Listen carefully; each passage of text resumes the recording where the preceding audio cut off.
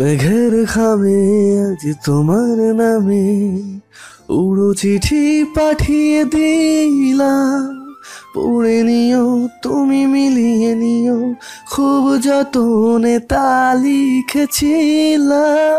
আল কোরআনের অনুবাদটা মনোযোগ দিয়ে পড়ছিল নাজারা। আজকে তার পাঠ্য সূরা হলো সূরা নাবা। প্রতিটি লাইন পড়ছে আর মনে মনে কেঁপে উঠছে নাজারা। মৃত্যু পরবর্তী জীবন সম্পর্কে উপলব্ধিগুলো যেন আরও সজাগ হয়ে উঠেছে। ওর পায়ের কাছেই বসে খেলছে মেয়ে নিমরা। পড়তে পড়তেই হঠাৎ চমকে উঠল নাজারা। আজ আবারও ওই বাচ্চাটার কান্নার শব্দ পাচ্ছে সে। ব্যাকুল হয়ে কাঁদছে বাচ্চাটা। গত দুদিন ধরেই নাজারা প্রায় এই কান্নার শব্দটা পাচ্ছে। জানালা দিয়ে উঁকি মেরেছে কয়েকবার, কিন্তু কান্নার উৎসটা খুঁজে পায়নি। আজও কান্নাটা শুনে ওর মনটা অস্থির হয়ে উঠেছে। হাতের অনুবাদটা বন্ধ করে মনে মনে আল্লাহর কাছে দোয়া চেয়ে বলল, ইয়াল্লাহ, বাচ্চাটার কান্না থামিয়ে ওর মনটা শান্ত করে দাও, ওর সমস্যা দূর করে দাও। প্রতিটি মুসলিম সর্বাবস্থায় তার সকল ভাইয়ের জন্য আল্লাহর কাছে কল্যাণ চাইবে। এটাই তার বৈশিষ্ট্য। সেই ভাইটি বা বোনটি হোক তার পরিচিত বা অপরিচিত, বাচ্চা কি বুড়ো, সাদা কি কালো, দেশি কি ভিনদেশি, স্বধর্মের কি ভিন ধর্মের, একজন মুসলিম জীবন চলার পথে কোনো বিপদগ্রস্ত অসহায় মানুষ দেখলে তার জন্য আল্লাহর কাছে কল্যাণ চাইবে। এটাই উচিত, এবং এতে সে নিজেও কল্যাণযুক্ত হবে।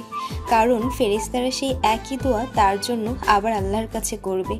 নাজারা বাচ্চাটার জন্য মনে মনে দোয়া চাওয়া শেষে বইটি ফের খুলে নিল। ওর 10 বছরের ছেলে আফনান ঘরে ঢুকে বলল, আম্মু, এদিকে দেখে যাও, একটা মেয়ে পড়ে ওর ঠোঁট কেটে গেছে, মেয়েটা খুব কাছে। নাজারা দ্রুত বইটা তুলে রেখে বারান্দায় এসে দেখলো তার ঠিক পাশের ফ্ল্যাটের বারান্দাটাতে একটা ছোট্ট ফুটফুটে শিশু কাঁদছে। সম্ভবত ওর ঠোঁট কেটে গেছে, কারণ তা থেকে রক্ত ঝরছে। নাজারা মনে মনে অস্থিরতা বোধ করলো বাচ্চাটার কাছে যাবার জন্য। আহারে, বাসায় কি কেউ শুনতে পাচ্ছে না বাচ্চাটার কান্না? তাহলে ওকে কেউ কোলে তুলে নিচ্ছে না কেন? কেঁদো না মামনি, ব্যথা পেয়েছো? আম্মু কোথায় তোমার? তখনই ঘর থেকে আফনানেরই বয়সে একটা ছেলে বেরিয়ে এসে বাচ্চাটার মুখটা অপটু হাতে মুছে দিল। নাজারা ভালো করে তাকিয়ে দেখল ছেলেটার সাথে মেয়েটার চেহারার একটা মিল আছে। মনে হয় ওরা দুইজন ভাই বোন, কিন্তু ওদের মা কোথায়? নাজারা ছেলেটাকে জিজ্ঞেস করলো, এই যে বাবা, কি হয় তোমার? আর তোমার আম্মু কোথায়? ছেলেটা অসহায়ের মতো নাজারার দিকে তাকিয়ে বলল, আসসালামু আলাইকুম আন্টি, এটা আমার ছোট বোন, আর আমার আম্মু অফিসে গিয়েছে। নাজারা ছেলেটার কার্টেসি জ্ঞান দেখে মুগ্ধ হলো। যদিও ওর সালামের উচ্চারণটা বিশুদ্ধ হয়নি, তবুও দিয়েছে যে এটাই তো অনেক। নাজারা বলল, বাসায় বড় কাউকে ডেকে বলো ওকে কোলে নিয়ে ওর ঠোঁটে বরফ দিতে। দেখছো না ওর ঠোঁটটা থেকে রক্ত পড়ছে, ফুলেও তো গেছে। বাচ্চা ছেলেটা মলিন মুখে বলল, বুয়া কাপড় ধুচ্ছে, বাসায় তো আর কেউ নেই আন্টি। আহারে আহারে, এত রক্ত পড়ছে। বলে নাজারা দ্রুত বারান্দা ছেড়ে ঘরে চলে গেলেন। বড় হিজাবটা টেনে মাথায় পরে নিলেন। তারপর নিমরাকে সাথে নিয়ে পাশের ফ্ল্যাটে নক করলেন। আফনানও ওর পিছু পিছু আসছিল। নাজারা ওকে ঘরেই থাকতে বললেন। 2-3 বার নক হতেই বুয়া দরজা খুলে দিলেন। কার সান? কাউকে না, তোমাদের বাসায় বাচ্চাটা পড়েছে যে ঠোঁট কেটে গেছে, দেখোনি তুমি? সে কখন থেকে বাচ্চাটা কাঁদছে, ওর ঠোঁট থেকে সমানে রক্ত পড়ছে। নাজারা বুয়ার সাথে কথা বলতে বলতেই বারান্দার সেই ছেলেটা তার বোনকে কোলে নিয়ে হাজির হলো। কোলের বাচ্চা মেয়েটা নাজারাকে দেখে আরো জোরে কেঁদে উঠল। নাজারা দ্রুত ওই বাচ্চাটাকে কোলে নিল। কাছ থেকে দেখে হাতকে উঠল। ইস, ভয়াবহভাবে ঠোঁটটা কেটে গেছে, রক্তে বাচ্চাটার জামার সামনের অংশ লাল ছোপ ছোপ দাগে ভরে উঠেছে। নাজারার ভেতরকার মাতৃত্ব জেগে উঠল যেন। বাচ্চাটাকে বুকের সাথে চেপে ধরে কান্না থামানোর চেষ্টা করলো। তারপর বুয়ার দিকে তাকিয়ে বলল, দেখছো কি অবস্থা? বাচ্চা কাঁদলে একটু তো দেখতে হয়, কেন কাঁদছে? তোমার কোনো দায়িত্ববোধ নেই? আমি কি করুম? দুইনের কাম ফইডা রইছে, এগুলো ইয়া ফইডা থাকলে আমার কামডি করব কেডা? আর হেরাও তো কথা শুনে না, কতবার কইছি। আচ্ছা, ওকে আমি নিয়ে যাচ্ছি। আমি তোমাদের পাশে ফ্ল্যাটেই থাকি, এ রক্ত বন্ধ করতে হবে। বলে নাজারা দ্রুত বাচ্চাটাকে কোলে তুলে নিয়ে নিজের ফ্ল্যাটে চলে এলো। ওর পিছু পিছু সেই ছেলেটাও চলে এলো। ঘরে এসে নিমরাকে বিছানায় বসিয়ে নাজারা দ্রুত ফ্রিজ খুলে ঠান্ডা পানি বের করলো। তারপর কোলের বাচ্চাটাকে বিছানায় বসিয়ে ওর ঠোঁট মুছে দিল। তারপর কয়েকবার বরফের সেক দিতেই রক্ত পড়া বন্ধ হলো। তবে ফোলাটা এখনো কমেনি। তবে বাচ্চাটা শান্ত হয়ে এসেছে আর থেকে থেকে ফোপাচ্ছে। নাজারা আফনানকে ডেকে ফ্রিজ থেকে আইসক্রিমের বক্সটা বের করতে বলল। তারপর ঘরে তৈরি সেই আইসক্রিমের ছোট্ট একটা কিউব মেয়েটার ঠোঁটের সামনে ধরতেই সে চুষে চুষে খেতে লাগলো। আর তার ঠোঁটের উপর আইসক্রিমের ঘষার ফোলাটা ধীরে ধীরে কমে আসতে লাগলো। নাজারা এবার ওর ভাইকে জিজ্ঞেস করলো, ও ব্যথা পেল কিভাবে? ও চেয়ার থেকে পড়ে গিয়েছিল। আহ, তা ওকে চেয়ারে বসিয়েছিলে কেন? ও তো একেবারে ছোট। ছেলেটা লজ্জিত মুখ নামিয়ে বলল। নাজারা ওর নাম জিজ্ঞেস করলে ও বলল, আমার নাম আনান। ও আচ্ছা, তুমি কোন স্কুলে পড়ো? অক্সফোর্ড ইন্টারন্যাশনালে। কোন ক্লাসে? জি, আমি ক্লাস 6-এ পড়ি। ও তাই নাকি? আমার আফনানও ক্লাস 6-এ পড়ে, তবে স্কুলে না, মাদ্রাসায়। ও ছুটিতে বাড়ি এসেছে, আবার কাল চলে যাবে। ক্যাডেট মাদ্রাসা তো, ও ওখান থেকে পড়াশোনা করে। আনান কি বলবে কে জানে, কেবল আফনানের দিকে তাকালো। আফনান এগিয়ে এসে হাত বাড়িয়ে দিল। আসসালামু আলাইকুম। নাজারা হাসি মুখে বলল, তুমিও হাত বাড়াও। এটাকে মুসাহ বলে, যা আমাদের প্রত্যেক মুসলমানদের সাথে দেখা হলে করতে হয়।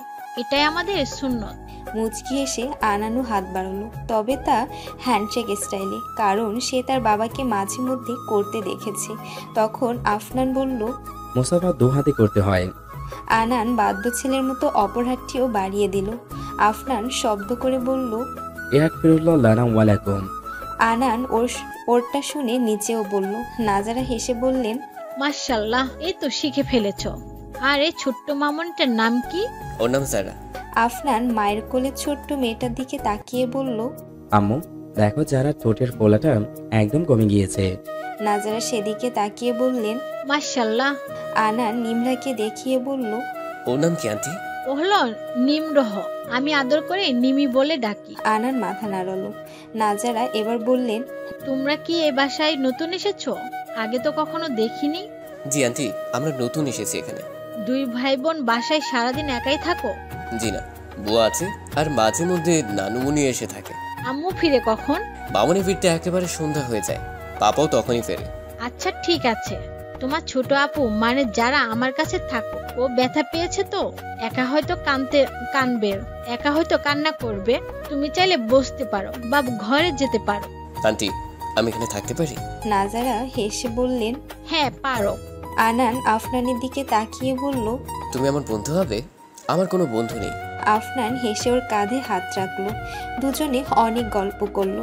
আনান আফনানের প্রতিটা কথাবার্তায় মুগ্ধ।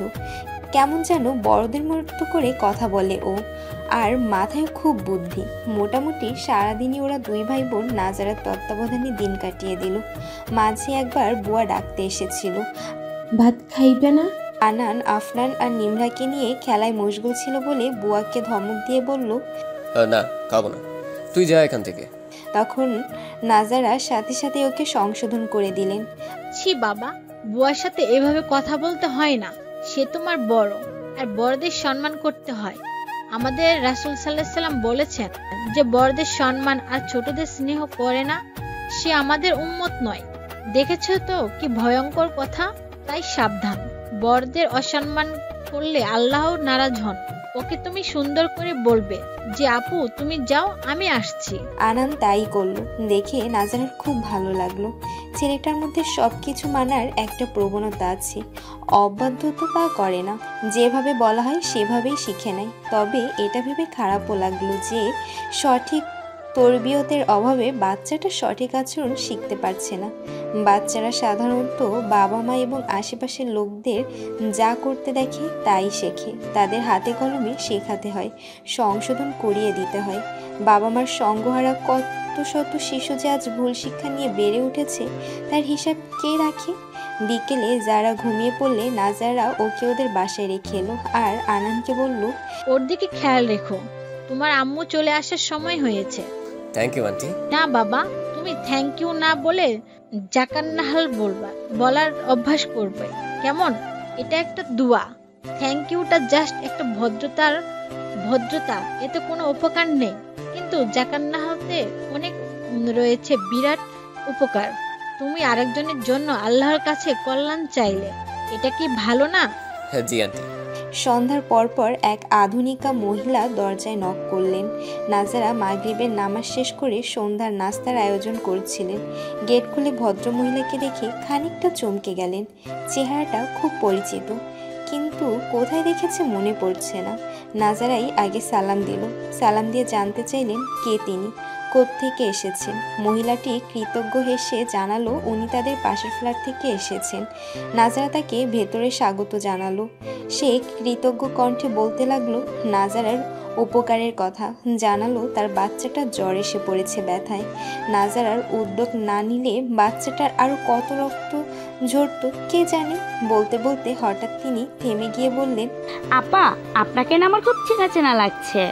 নাজারাও মুচকি হেসে বলল, জি। তাই নাকি? আচ্ছা, আপনি কি আজিমপুর গার্লসে পড়াশোনা করেছিলেন? জি, আমিও তো সেখানকারই ছাত্রী।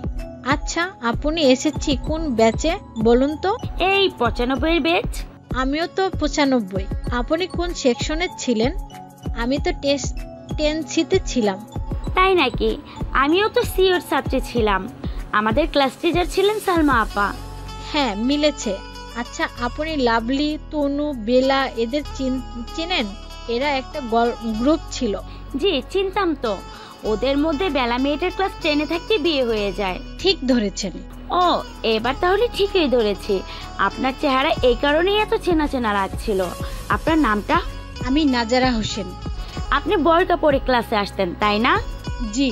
নাজারা হাসলো। তনু বলল, এইবার চিনেছি। আপনার চেহারা আগের মতোই আছে, কেবল শাস্ত্রটা বদলেছে। ভাই কি করেন? দুই ক্লাসমেট এত বছর পর পরিচিত হয়ে গল্পের ঝুলি খুলে বসলো। তনু তো নাজারার ছেলেমেয়েদের সাথে পরিচিত হয়ে খুবই খুশি। আধা ঘন্টার মধ্যে দুজনই আপনি থেকে পুনরায় সম্বোধন তুমিতে নেমে এলো। নাজারা বলল, তুমি কোথায় চাকরি করছো?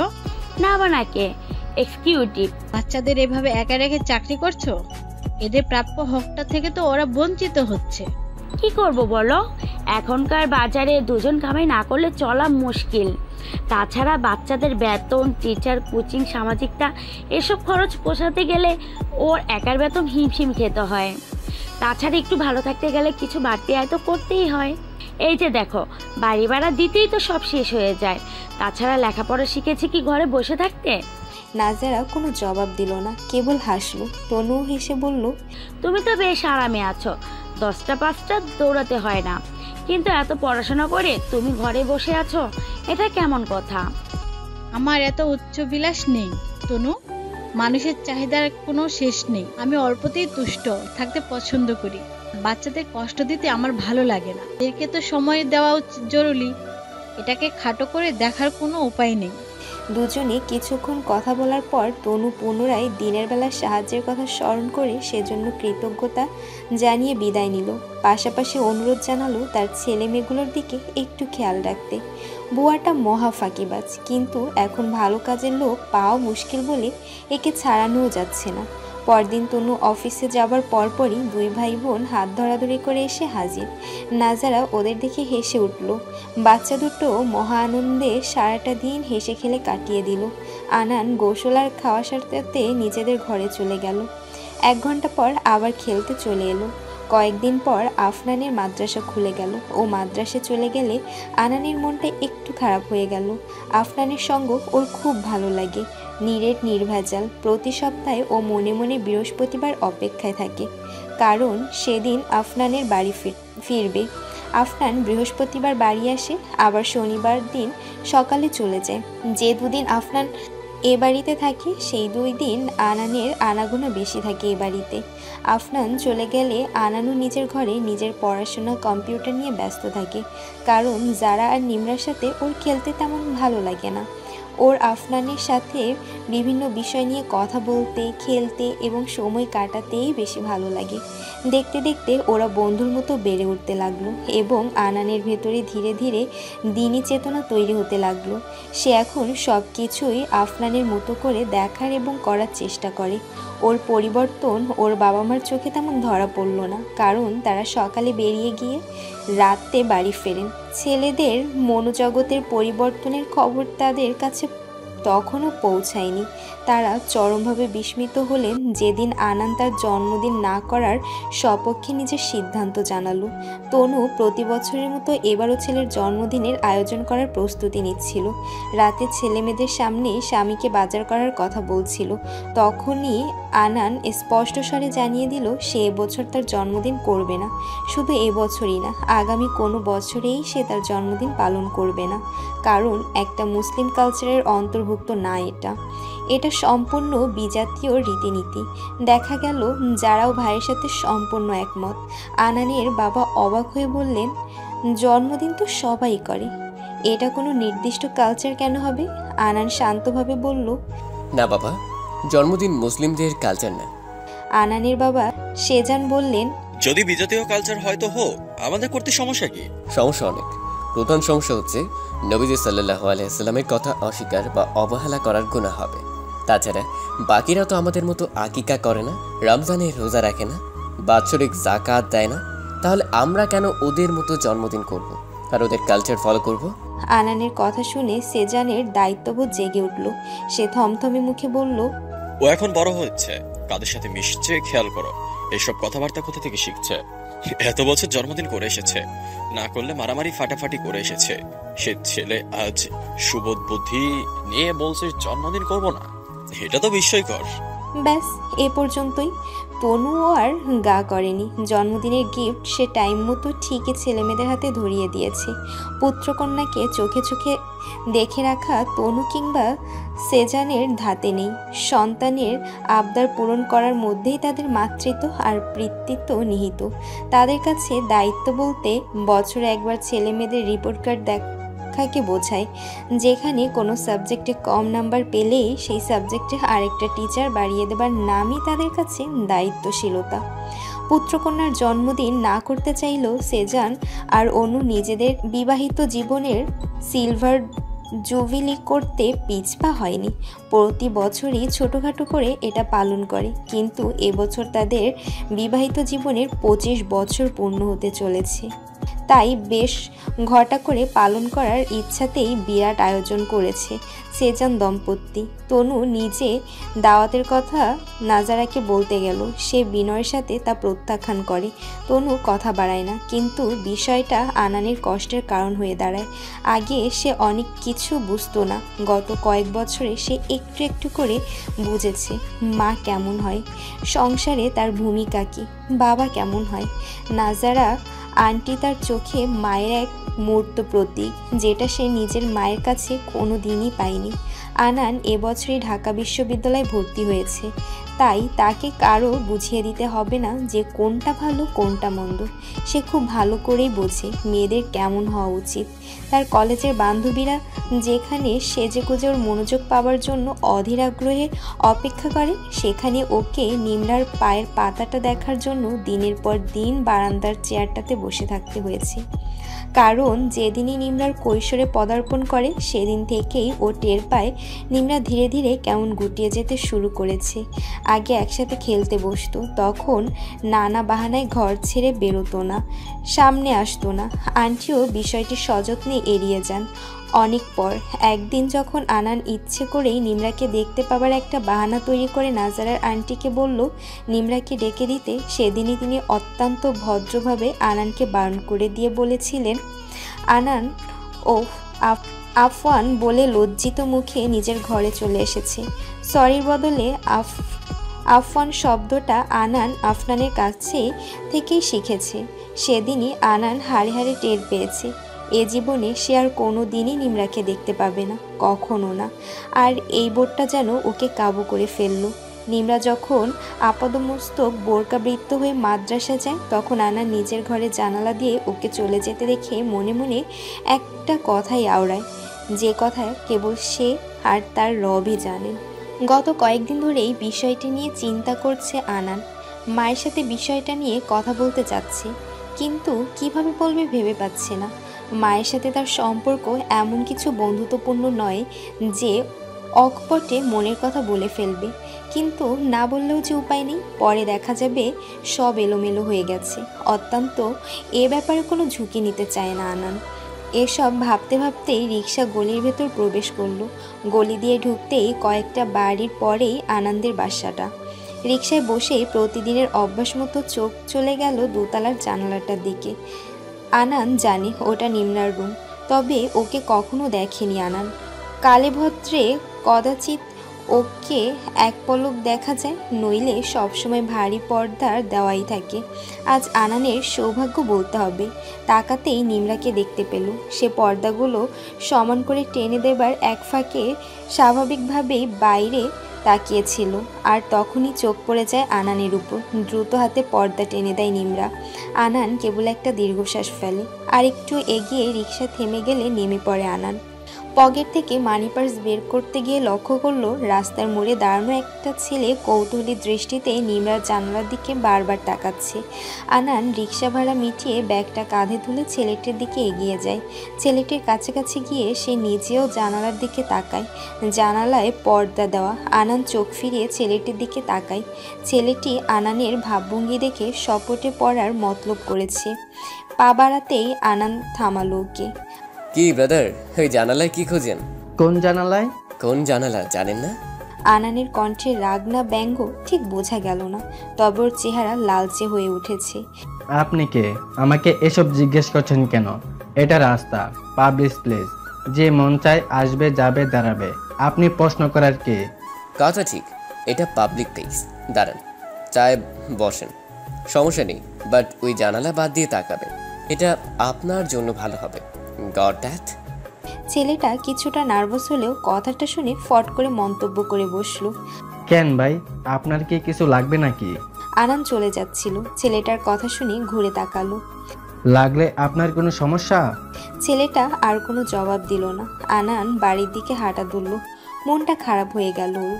এভাবে কদিন পাহারা দিয়ে রাখবেও নিমরাকে? ওর সজাগ দৃষ্টির কারণে আশেপাশের কাকপক্ষীয় নিমরার বাড়ির ছাদে বা রেলিংয়ে বসার সুযোগ পায় না, কিন্তু একদিন এমন কেউ আসবে যে নিমরাকে পাশে বসিয়ে নিয়ে চলে যাবে। বাধা দেবার কেউ থাকবে না, কারণ সে তার হক নিয়েই আসবে। সেদিন আনানকে হা করে তাকিয়ে থাকতে হবে। সেই দিনটি আসার আগেই আনান কিছু একটা করতে চায়, কিন্তু ও কি করবে?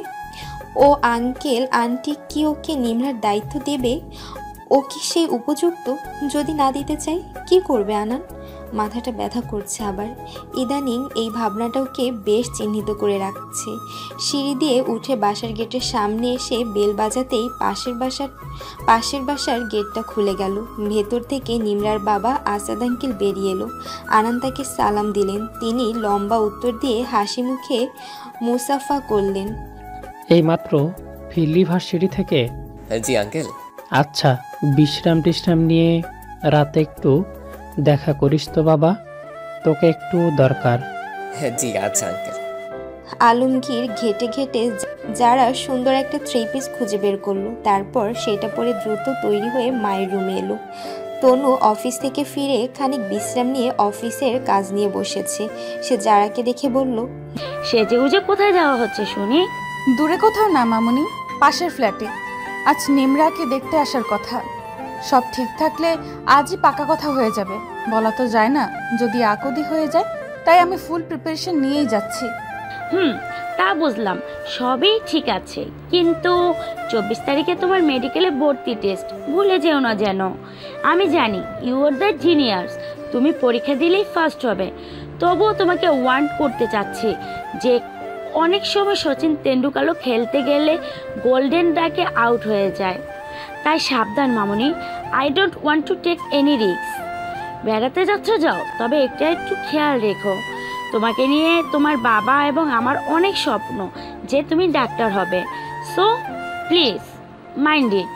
যারা কোনো উত্তর করলো না। মনে মনে ছোট্ট করে দীর্ঘশ্বাস ফেলে ভাবলো, সরি মা, মেডিকেল টেস্টে এবার আমি টিকবো না, ফেল মারবো। কারণ আমাকে পাক্কা গৃহিণী হতে হবে, সুন্দর করে রান্না শিখতে হবে, আরও অনেক কিছু পারতে হবে। কারণ আমি যে একটা কঠিন পরীক্ষায় পাশ হতে চাই। মেডিকেল টেস্টে পাশ হওয়া হবে না আমার মা, ডাক্তারি মাথায় থাকুক। আমি জীবনে শুধু একটা জিনিসই হতে চাই, সেটা হলো আফনানের বউ। এটা হতে গেলে যা যা করা দরকার তাই আমি করব। কোনো মতে কলেজ শেষ করে আমি সারা দিন নাজারা আন্টির কাছে ঘুরঘুর করে আফনানের মনের মতো করে রান্না শিখছি। কোনো মতে কলেজ শেষ করে আমি সারা দিন নাজারা আন্টির কাছে ঘুরঘুর করে আফনানের মনের মতো করে রান্না শিখছি কি ডাক্তার হয়ে মানুষের ফোড়া গালানোর জন্য? নো ওয়ে মাই ডিয়ার মামুনি। এবার আমাকে বিয়ে দেবার চিন্তা মাথায় আনো, মেডিকেলের ভূত মাথা থেকে নামাও। আমি ছাড়াও বাংলাদেশে হাজারো মেয়ে আছে মেডিকেলের ডাক্তার হবার জন্য। Why me? তাতে কি হয়েছে? আমি সব সাবজেক্টে গোল্ডেন এনেছি তো, স্কলারশিপ পেয়ে বোর্ডে স্ট্যান্ড করেছি তো। এসবে আমার কোনো আগ্রহ নেই প্রিয় মামুনি। আমি ওই দাড়িওয়ালার প্রেমে ভীষণভাবে পড়ে একেবারে মেরুদণ্ড ভেঙে ফেলেছি। উঠে দাঁড়ানোর সাধ্যই নেই। চামড়াটা ভুলেও আমার দিকে তাকায় না। তাকালে দেখতে পেত আমি কত আকুল হয়ে ওর অপেক্ষায় দিন গুনছি। ছোটবেলা থেকেই সে একটা কাঠখোট্টা। But sorry to say mom, আমার পোড়া মন ওই কাঠখোট্টাকেই মুছেছে। ছোটবেলা থেকেই সে একটা কাঠখোট্টা। But sorry to say mom, আমার পোড়া মন ওই কাঠখোট্টাতেই মুছেছে। Nothing to do, I am fully crushed with him. কি করে অমন চুপ করে দাঁড়িয়ে কি এত ভাবছিস? তোর খালামণি ফোন করেছিল? যারা ধ্যান ভাঙলো মায়ের কথায়। হ্যাঁ করেছিল, কাল আমাকে যেতে বলেছে, কিন্তু আমি যেতে পারবো না মা। তুমি খালাম্মুকে বলে দিও, আমি এসব গেট টুগেদার পার্টিতে কমফোর্ট ফিল করি না। সে কি রাতে না থাকলে খেয়েই চলে আসিস? তোর খালাম্মু এত করে যখন বলছে তোর যাও উচিত। আর এমন গেওদের মতো মাথা মুড়িয়ে কাপড় দিয়েছিস কেন? কেমন মহিলাদের মতো লাগছে। তোর সব কিউটনেস ঢাকা পড়ে যাচ্ছে ঘুমটায় নিচে। মামুনি, আমার কিউটনেস কোনো সস্তা সন্দেশ না যে জনে জনে বিলাতে হবে। এটা একজনের জন্যই তোলা থাক। আমি এইভাবে ঘোমটা দিয়ে চলতেই পছন্দ করি। বাবার চিল্লানির জন্য বোরকা পরতে পারি না, নইলে সেটাও অভ্যেস করে নিতাম। জানি না বাবা, তোরা নাজারার সাথে থেকে ওর মতোই পশ্চাৎপদ হয়ে গেছিস। সে ছিল আমাদের ক্লাসের সবচেয়ে মেরিটোরিয়াস গার্লস, অথচ দেখ এখন পুরা খালাম্মা সেজে বসে আছে।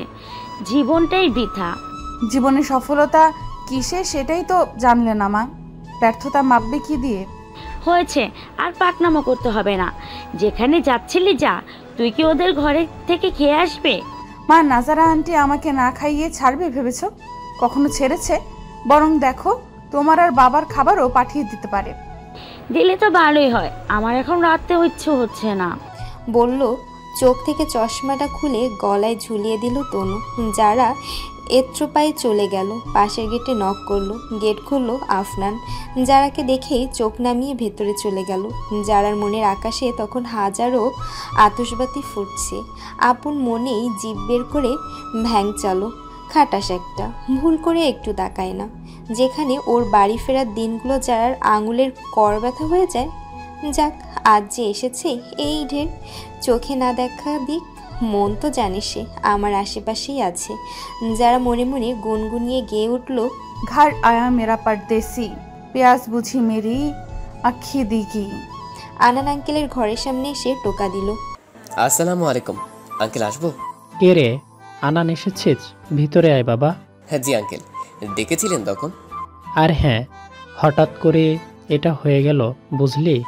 তবুও ভালো, আফসানও চলে এসেছে। তুই একটু বাইকটা দিয়ে সোজা চক বাজারে চলে যা, আফসানকে নিয়ে যাস। ওখান থেকে এতগুলো নিয়ে আয়। আর রয়্যাল থেকে গ্রিলটা নিস, ওই গ্রিলটা ভালো হয়।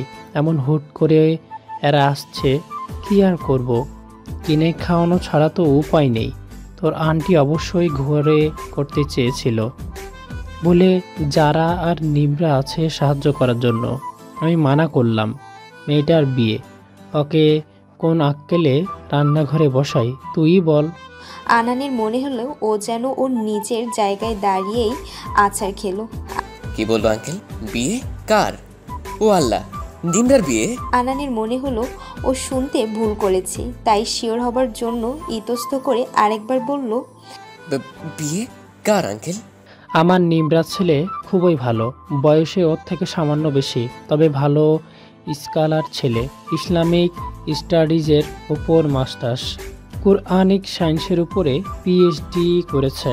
খুব সজ্জাই মানুষ বুঝলি। ওরাই আগ্রহ করলো। ছেলের ভাইয়ের বন্ধু আমার সাথে চাকরি করে, সেই সুবাদে জানাশোনা মেয়ে। পছন্দ হলে ওরা আজই আকদ করে ফেলবে। আমি অবশ্যই এত হুট করে রাজি না, একটু ভাববার দরকার আছে। তাছাড়া আমার আত্মীয় স্বজন কেউ আসতে পারেনি, তাদের ছাড়া কেমন করে কি বুঝলি রে বাবা, মাথায় কাজ করছে না। যাক, তাওয়াক্কাল তো আল্লাহ। কিরে, স্টু হয়ে গেলি কেন? দাঁড়া, আফসানকে ডাকি, ওকে নিয়ে বেরো। প্র্যাকটিসগুলো টাটকা আনবি, ডিটেলস থেকে নিস, কেক আর প্র্যাকটিসগুলো। আনান নিজের জায়গাতেই জমে গেছে। কপাল কাকে বলে, নিজের প্রিয়তমার বিয়ের নাস্তা ওকেই কিনতে হচ্ছে। ও কোনো উত্তর দিল না, চুপ করে দাঁড়িয়ে রইল। কোনো উত্তর দেবার সামর্থ্য যেন ওর মধ্যে নেই। দীর্ঘশ্বাস ফেলার আগে সেই কথাটা মনে মনে আরেকবার আওড়ালো, যেটা সবসময় বলে এসেছে। দু চোখ বন্ধ করে 5 জন নিংড়ে একটা দীর্ঘশ্বাস ফেলে সেই কথাটাই আবার বলল, যেটা ওর রব ছাড়া আর কেউ জানে না। সারাটা রাত 2 চোখের পাতা এক করতে পারল না আনান। মাথার ভেতরটা কেমন যেন দপদপ করছে। অস্থিরতা কমাতে নিজেকে বিভিন্নভাবে প্রবোধ দেবার চেষ্টা করলো সে। আল্লাহ যা করেন তা ভালোর জন্যই করেন, নিশ্চয়ই এতে তার বা নিমরার জন্য কল্যাণই নিহিত রয়েছে। তবু মনটা ছটফট করতেই থাকলো। গতরাতে কি হলো জানার জন্য উন্মুখ হয়ে আছে মনটা। বিয়ে কি ঠিক হলো? সকালে নাস্তা টেবিলে যারাকে জিজ্ঞেস করতে সাহস পাচ্ছিল না ও বাড়ির ঘটনা কদ্দূর গড়িয়েছে, বিয়ে কি কনফার্ম হয়ে গেছে কিনা। চাপা একটা উত্তেজনা বিরাজ করছে ওর বুকে। কিছু জিজ্ঞেস করতে যাবার আগেই তনু ওর সামনে মিষ্টি সাজানো প্লেটটা এনে দিল। আনান পানির গ্লাসের জন্য হাতটা বাড়িয়েছিল, হাতটা গুটিয়ে নিল। পাংশুটে মুখে মিষ্টির দিকে চেয়ে রইল। তনু হেসে বলল, এটা হলো আমাদের সাদের ডালাই মিষ্টি। গতকাল আমাদের নতুন বাসার 4 তলা ছাদটা ঢালাই দিল, সেটার মিষ্টি এটা। ভালো কথা, তোরা দুজন তো ওদের পাপার সাথে কথা বলে নিজেদের রুমের কালার টালার বা আদার্স ডেকোরেশন যা জানানোর জানিয়ে দিস, কারণ পরে সব সেট হয়ে গেলে বদলানো ঝামেলা। ইন্টেরিয়র ডেকোরেটর আসলে দুজনে উপস্থিত থেকে নিজেদের রুমগুলো তোদের মনের মতো করিয়ে সাজিয়ে নিস। সব ঠিক থাকলে আমরা 1 মার্চেই নতুন বাড়িতে উঠে যাব। বাড়িওয়ালাকে এ মাসে নোটিশ দিয়ে দেব।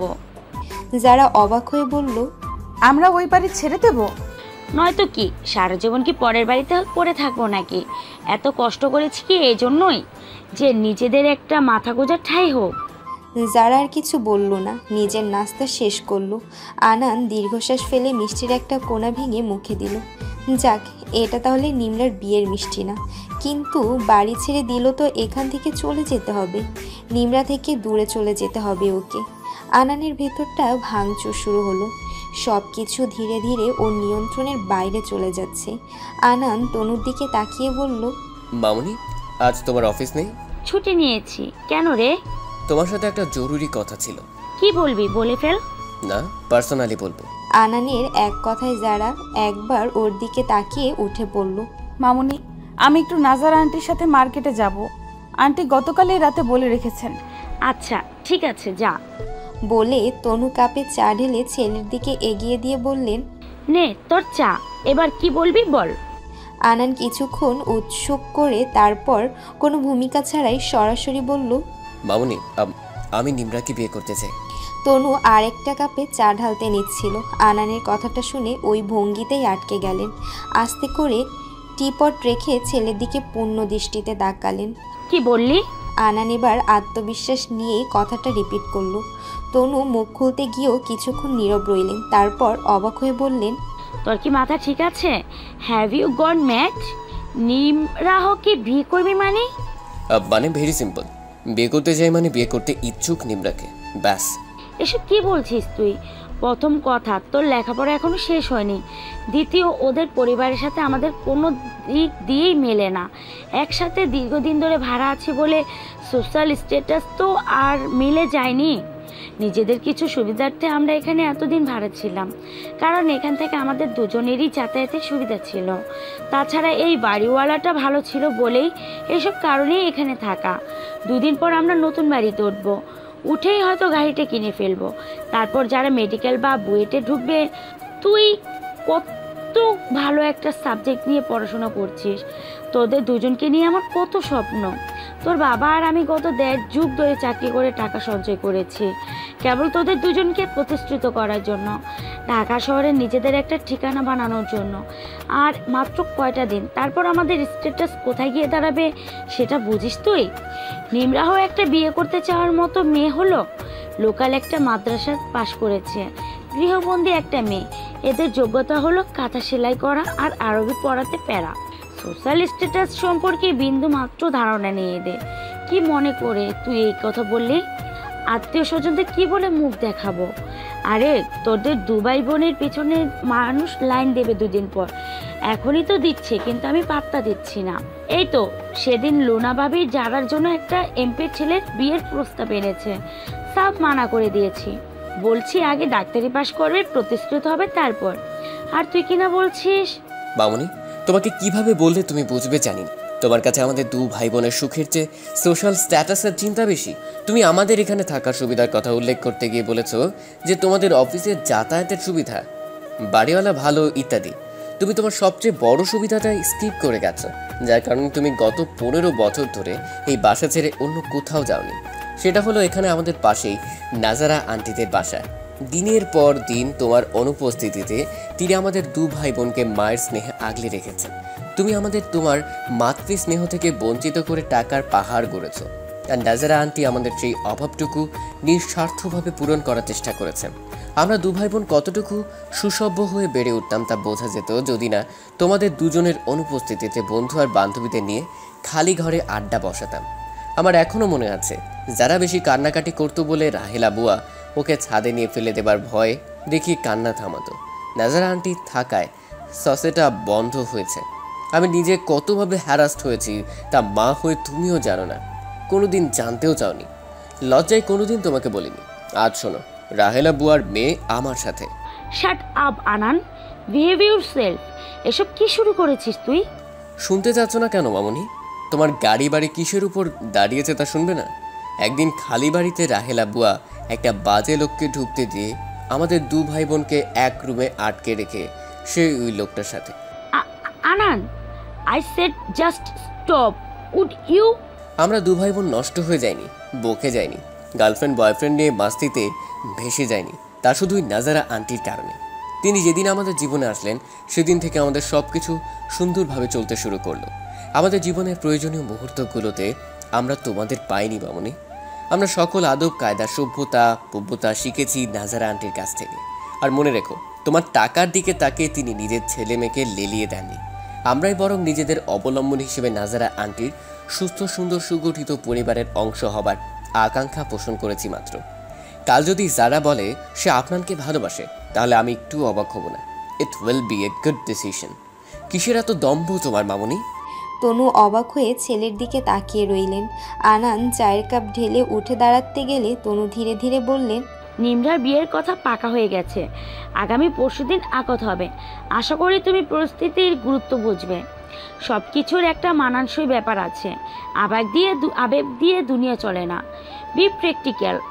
নিমরাহর মতো মেয়ে তোমার জন্য নয়, তুমিও ওর সাথে কখনই কমফর্ট ফিল করতে হবে না।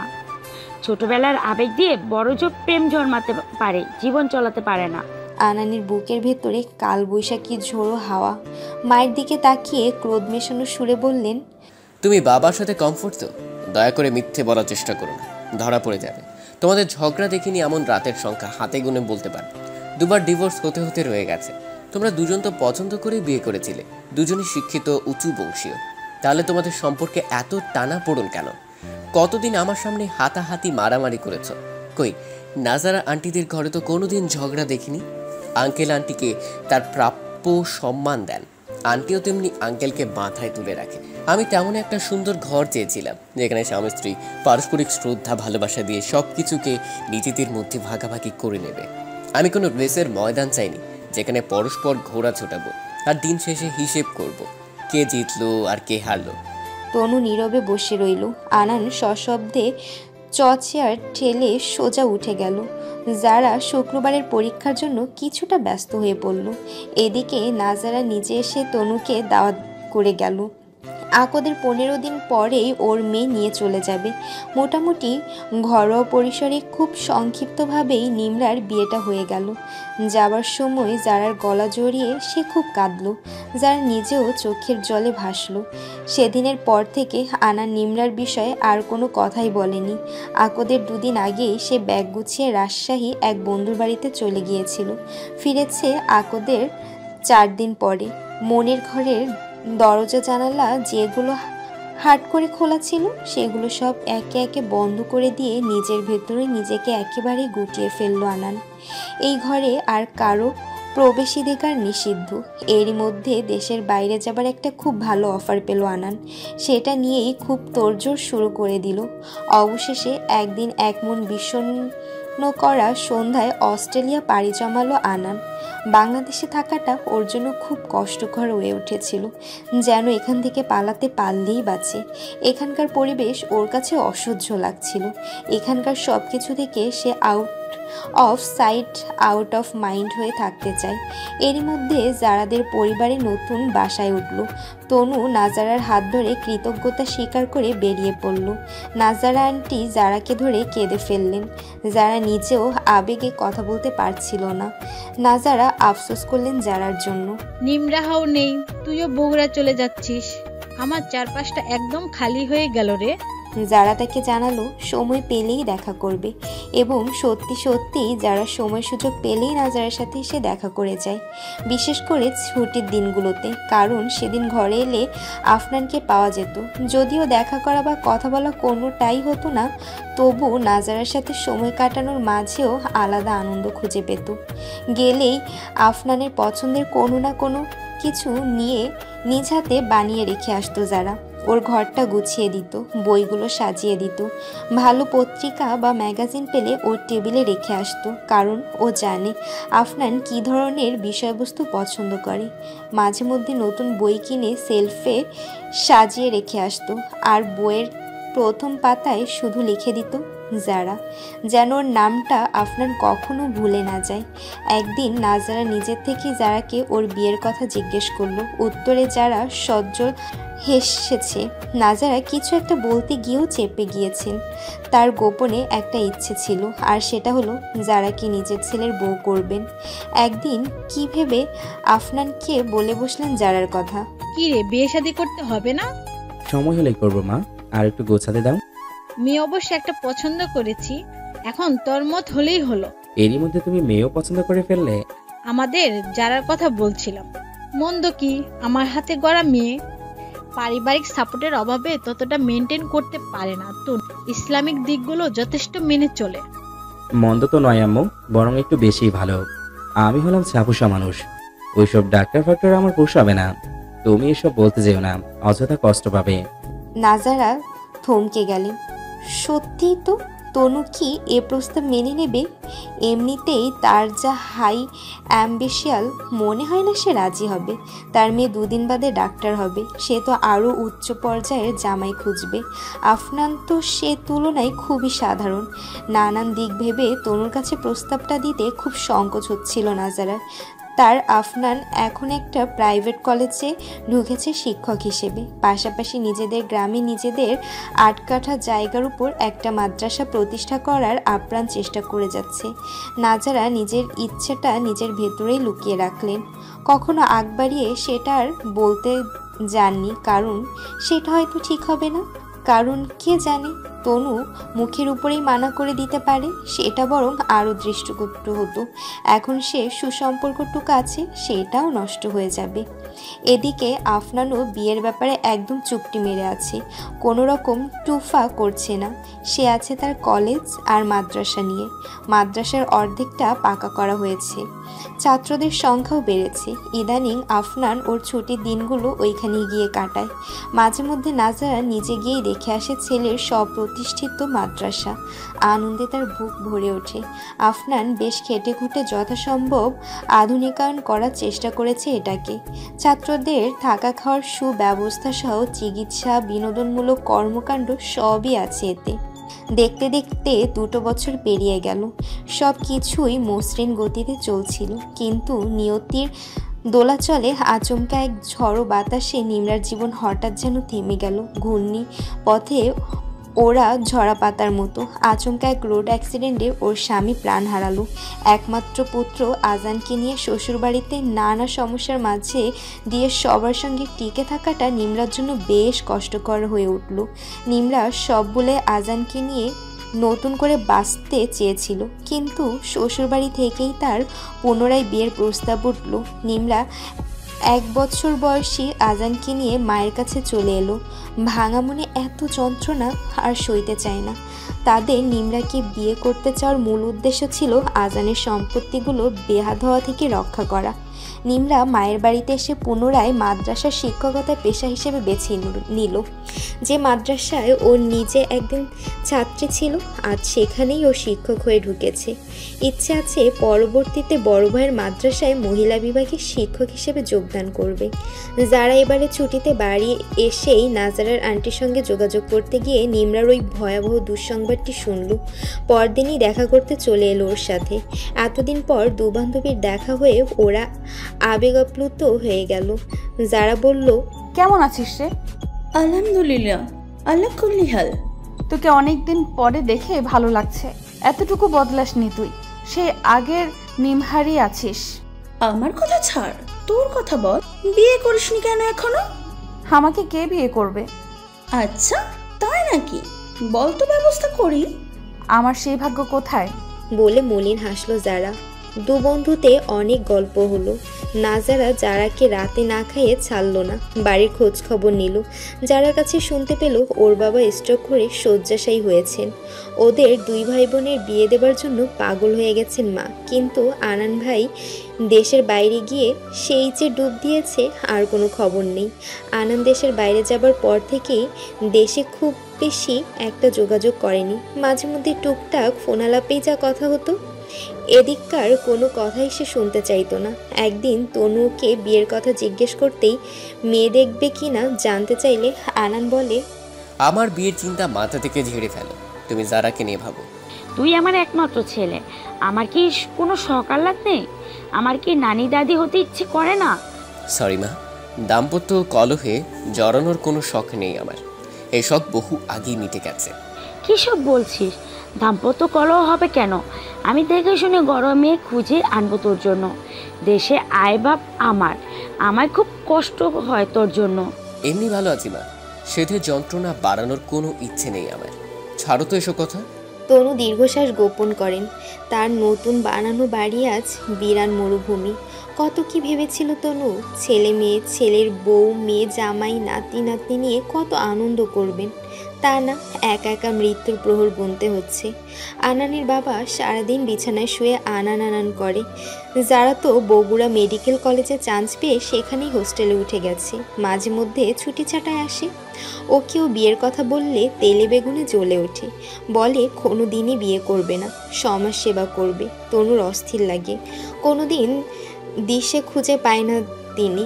2 ছেলে মেয়ে এভাবে বিগড়ে গেল কেন তিনি ভেবে পান না। এরই মধ্যে আনানের বাবা মারাত্মক অসুস্থ হয়ে পড়ায় তাকে দ্রুত হাসপাতালে নিতে হলো।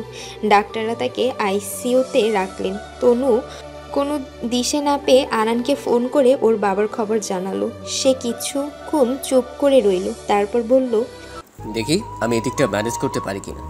2 দিন পরেই আনান ফোন করে জানালো সে আগামীকাল সন্ধ্যার ফ্লাইটে দেশে আসছে। আনানের বাবার অবস্থা আগের চেয়ে ভালো হয় তাকে নিয়ে বাড়ি চলে এলো তনু। ছেলে বাড়ি ফেরার আগেই তাকে কিছু কাজ গোছাতে হবে। ছেলে বাপের খবর পেয়ে দেশে আসছে, ওকে এবার আটকাতে হবে, নইলে আবার বাইরে গিয়ে ডুব মারবে। শেষে তনু নিজেও মৃত্যুর আগেও ওর দেখা পাবে কিনা সন্দেহ। এলোমেলো চিন্তার ঝড় চলছে তার মাথার ভেতর। সব কিছু দ্রুত গোছাতে হবে। এবার আনান এলে ওকে জোর করে হলেও বিয়েটা করিয়ে দিতে হবে। ওর বাবার কথা বলে হোক, ওকে যেভাবে হোক একবার বিয়ে করিয়ে দিতে পারলে আর বিদেশে বিভুয়ে পালাতে পারবে না। তনু যারাকেও ফোনে আনানের আসার কথা বললেন। যারা জানালো সামনেই ওর ফাইনাল পরীক্ষা, এখন আসা সম্ভব নয়। তনু কথার ফাঁকে জানিয়ে রাখলো 2 দিনের জন্য হলেও যেন ছুটি নিয়ে চলে আসে। তিনি এবার জোর করে হলেও আনানকে বিয়ে দিয়েই ছাড়বেন। গতরাতেই আনান দেশে ফিরেছে। তনুর মনে আজ আনন্দের জোয়ার। একমাত্র ছেলেকে কাছে পেয়ে তিনি যত্নের চূড়ান্ত করছেন। আনানের বাবাও চোখের জল ফেললেন ছেলেকে দেখে। তিনি কথা বলতে পারেন না, ছেলের দিকে কেবল তাকিয়ে রইলেন। বাড়ি ফিরে ক্লান্ত আনান একটা হট বাথ নিয়ে হালকা নাস্তা সেরে লম্বা একটা ঘুম দিল। সকালে বুকের উপর কারো ওঠানামা টের পেয়ে ঘুম ছুটে গেল আনানের। কম্বলের ভেতর থেকে হাত বাড়িয়ে বাচ্চাটাকে 2 হাতে ধরে বুকের উপর বসালো। ছোটোখাটো গোলগাল মুখ, কি ভীষণ কিউট দেখতে। আনান ওর ছোট্ট নাকটা টেনে দিয়ে বলল, নাম কি? নাম বলতে পারো? পিচ্চিটা তাকিয়ে রইল কোনো উত্তর না দিয়ে। আনান হেসে বলল, কি নাম মনে নেই? ছেলেটা দুদিকে মাথা নাড়ালো। আনান আবার বলল, আমার গায়ের উপর যে বসেছ হিসু করে দিবে না তো? পিচ্চিটা ঝুঁকে প্যাম্পারটা দেখালো। আনান হাহা করে হেসে উঠল বাচ্চাটার বুদ্ধিমত্তা দেখে। এটা ওটা জিজ্ঞেস করতে লাগলো ওকে। বেশ মজাই লাগছে ওর বাচ্চাটার সাথে কথা বলতে। এরই মধ্যে তনু ঘরে ঢুকে বললেন, কি জ্বালাচ্ছে নাকি তোকে? না না মা, একদম না। He is so sweet. কার বাবু এটা? কেন, তোর পছন্দ হয় ওকে? আনান বাবুটাকে শূন্যে ধরে ঘুরিয়ে নিয়ে নিজের কাঁধে বসিয়ে বলল, খুব গুড, ভেরি গুড। ইউ শোন, সন্ধ্যায় বাসায় কিছু গেস্ট আসবে, তুই কিন্তু কোনো অ্যাপয়েন্টমেন্ট রাখবি না, ফ্রি থাকিস। কেন, সন্ধ্যায় কি? সেটা সন্ধ্যায় জানতে পারবে, তাই না নানু ভাই? বলে তনু বাচ্চাটার গালটা আলতো করে টেনে চলে গেলেন। আনান বোকার মতো বাবুটার দিকে তাকিয়ে ইঙ্গিতে জিজ্ঞেস করলো, কি বুঝলে? বাবুটা তাকিয়ে রইল। ওর দিকে তাকিয়ে থেকে আনানের খুব মায়া হলো। ঝুঁকে ওর কপালে চুমু খেলো সে। আজই পরীক্ষা শেষ হয়েছে। আরেকটা টেস্ট শনিবারে হবার কথা ছিল, কিন্তু অ্যানাটমিন্টের লেডি টিচার ভাইরাল ফিগার হয়, সেটা পোস্টপোন্ড হয়েছে। আগামী সপ্তাহে আপাতত কোনো সিটে নেই, এই মোক্ষম সুযোগ। ক্লাস শেষ হতেই যারা আর দেরি করেনি, দ্রুত নিজের ব্যাগ গুছিয়ে নিল। এখনই বেরিয়ে পড়লে 3টের গাড়ি ধরা সম্ভব হবে। চটপটে হাতে স্কার্ফটা বেঁধে পার্পেল ডাঙা আবায়াটা গায়ে চড়ালো যারা। স্কার্ফেরই একটা অংশ দিয়ে নাক মুখ ঢেকে নিল নিকাবের মতো করে। ব্যাস, সে বাইরে যাবার জন্য তৈরি। ওর পাশের বেডটাতেই থাকে ওর আরেক ক্লাসমেট রুহি। সে অলস ভঙ্গিতে শুয়ে শুয়ে যারার কাজকর্ম দেখছিল। সে হাই তুলে বলল, ভাইয়ের বিয়ে তাই না? হুম। দাওয়াত দিলি না? আরে আকত হবে, ফাংশন যখন হবে তখন তোদের বলবো। তাছাড়া একেবারে হুট করে আকটটা হচ্ছে। দেখিস ভাইয়ের কথা বলে আবার তোকে না বিয়ের পিড়িতে বসিয়ে দেয়। এমনও হয় নাকি? কি যে বলিস না। সানিয়ার কি হলো মনে নেই? শেষ পরীক্ষার দিন বাবা অসুস্থ বলে ইমার্জেন্সি ডেকে নিয়ে রাতেই বিয়ে। ওটা তো ছেলে বাইরে থাকে বলে তাড়াহুড়ো করতে হয়েছে, আমার তেমন সম্ভাবনা নেই। তো সেরকম হলে তোর আশিকের কি হবে? মানে কি আশিক? ডাক্তার আফনান হাবিবের কথা এরই মধ্যে ভুলে গেলি?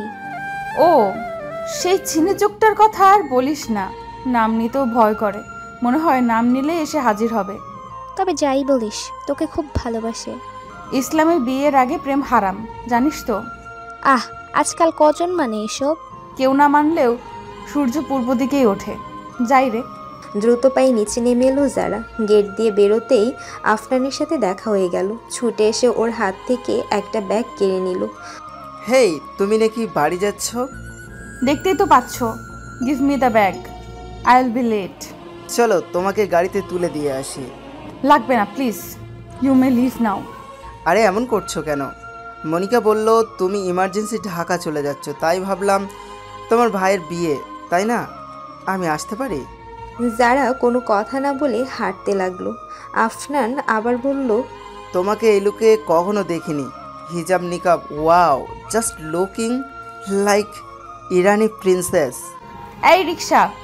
যারা হাত তুলে একটা রিক্সা থামালো। আফনানের হাত থেকে অপর ব্যাগটা প্রায় ছিনিয়ে নিয়ে রিক্সায় উঠে পড়ল। হুটটা আটকে দিন। I will call you later, have a good journey, miss you. শুনতে শুনতে অনেকটা পথ চলে এলো যারা রিক্সা। ফোঁস করে একটা দীর্ঘশ্বাস ফেললো যারা। এক নতুন উৎপাত, আফনান হাবিব নতুন ক্লাস শুরু হবার পর থেকেই পিছু লেগেছে।